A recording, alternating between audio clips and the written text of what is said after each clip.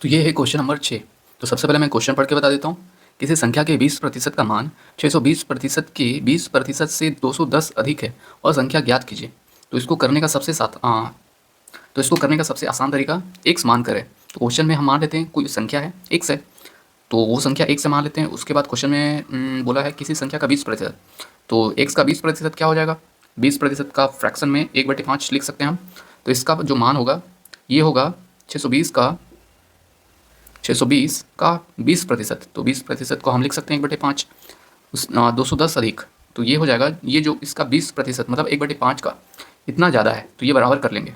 ठीक है, अब बराबर क्यों किए? क्वेश्चन में आप पढ़िए। क्वेश्चन में बोला है संख्या का 20% का जो मान आएगा, एक्स का 20% ये है, इसका मान होगा इसके बराबर, है ना।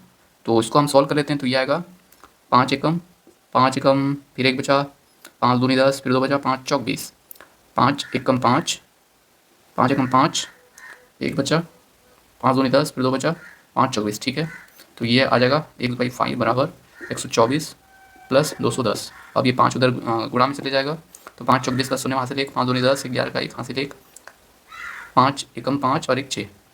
फिर से एक बार कर लेते हैं। 5 चौक 20 का शून्य हासिल 2, 5 दूनी 10, 11 12 का 2 हासिल 1, 5 एकम 5 1 10। ओह, लग रहा है कुछ मिस्टेक हो रहा है।